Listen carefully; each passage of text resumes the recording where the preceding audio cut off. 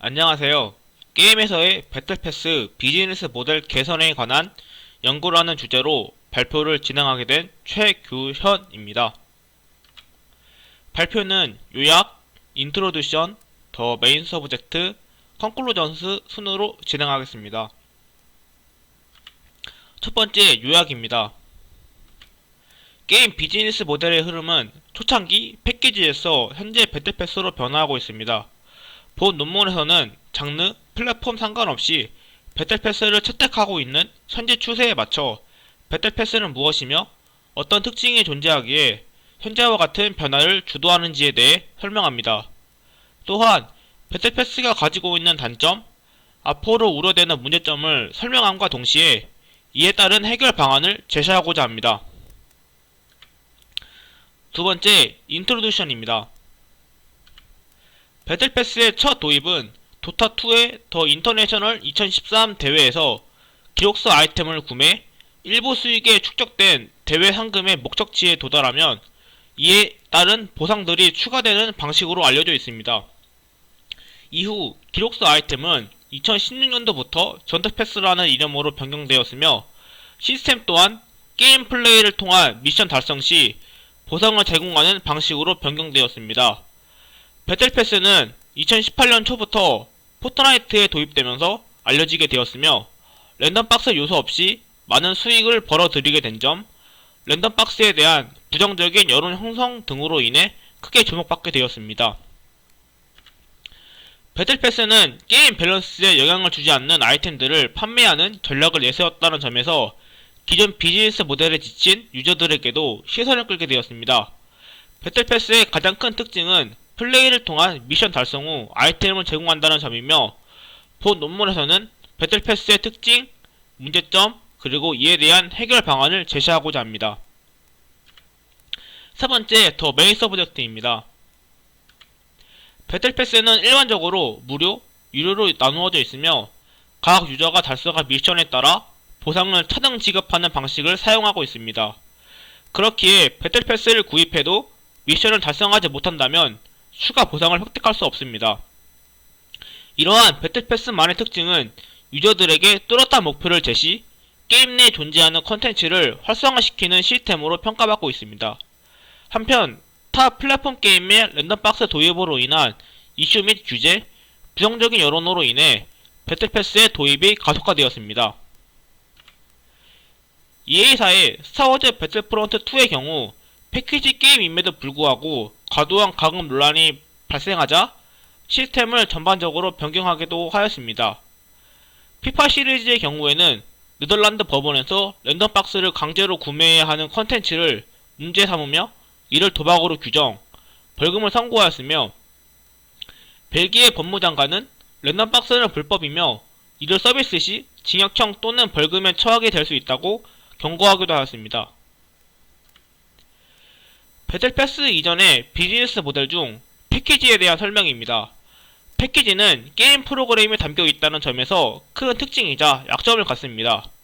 예를 들어 옷의 경우 고려 요소를 직접 보거나 만져봄으로써 확인할 수 있지만 게임의 경우에는 직관적으로 확인이 어렵다는 점이 존재하며 프로그램이기 때문에 복제의 가능성 또한 지니고 있습니다.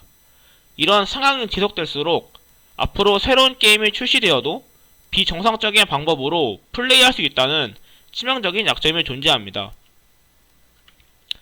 정액제는 게임사가 정해놓은 시간 동안 게임을 할 수 있는 이용권을 결제한 유저에게만 게임 서비스를 제공하는 비즈니스 모델입니다. 정액제의 장점은 유저 수만큼 수익을 벌어들일 수 있으며 패키지와는 다르게 꾸준한 수익을 낼 수 있다는 장점이 존재합니다. 하지만 장점과는 반대로 유저 수에만 의존할 수밖에 없으며 게임에 투자하는 시간이 많아도 벌어들일 수 있는 수익은 이용권밖에 없습니다. 또한 정액제 모델에서 유료 아이템을 많이 판매하기에도 이미 이용권을 지불한 유저들에게는 여건상 맞지 않았습니다. 부분 유료화 모델의 핵심은 게임 플레이 자체를 무료로 제공한다는 점입니다.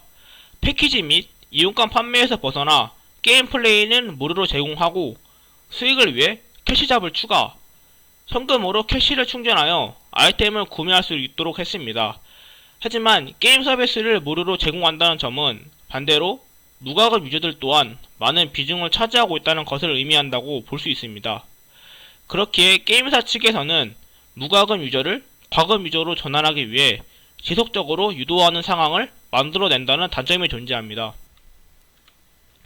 게임 전문 시장 조사 업체인 게임 리퍼너리에 따르면 미국의 경우 2018년 12월 기준 매출 상위 100개의 게임 중 배틀 패스를 도입한 게임의 비중이 2%대에 불과했으나 1년 뒤인 2019년 12월 초 무렵에는 배틀 패스를 도입한 게임의 비중이 20%대로 증가했습니다.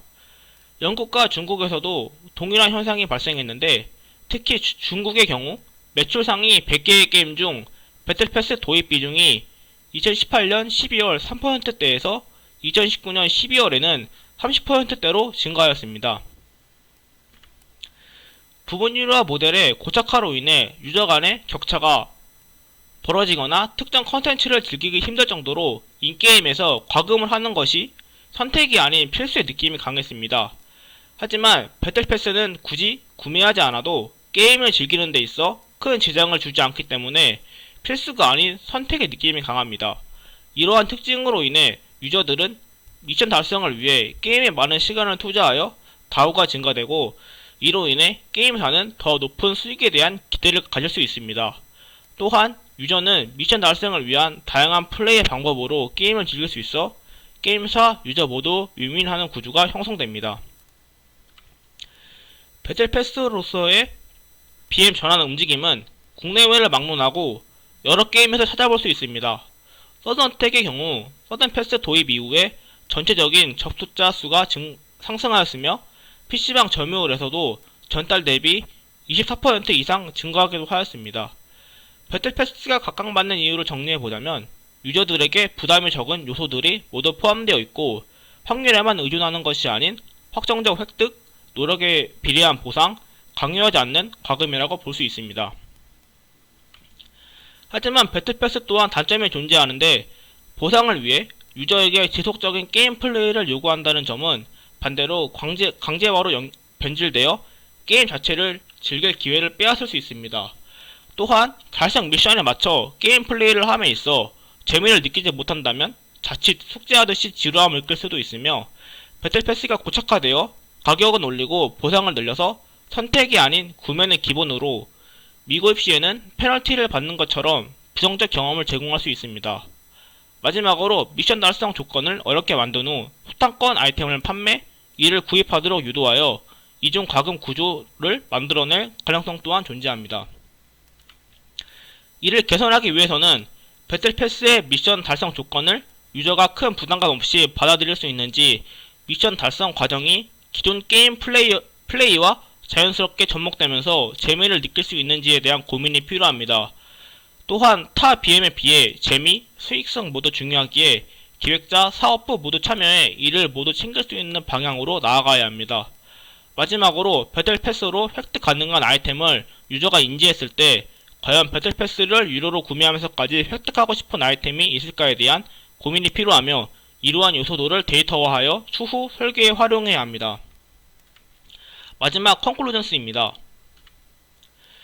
현재 배틀패스는 장르, 플랫폼에 구애받지 않고 국내외 많은 게임에서 사용되고 있습니다. 하지만 배틀패스 또한 BM의 한 종류로서 장점만 존재하지 않기 때문에 본 논문에서는 배틀패스의 특징, 단점, 개선 방안에 대해 조사하였습니다. 게임사 측에서 재미, 수익성을 모두 잡기 위한 고민, 보상 또한 어떻게 해야 유저가 만족할 수 있을지에 대한 방안을 보완하고 제시한다면 게임사, 유저 모두 서로 만족할 수 있는 결과를 이끌어낼 수 있다고 생각합니다. 이상 발표 들어주셔서 감사합니다.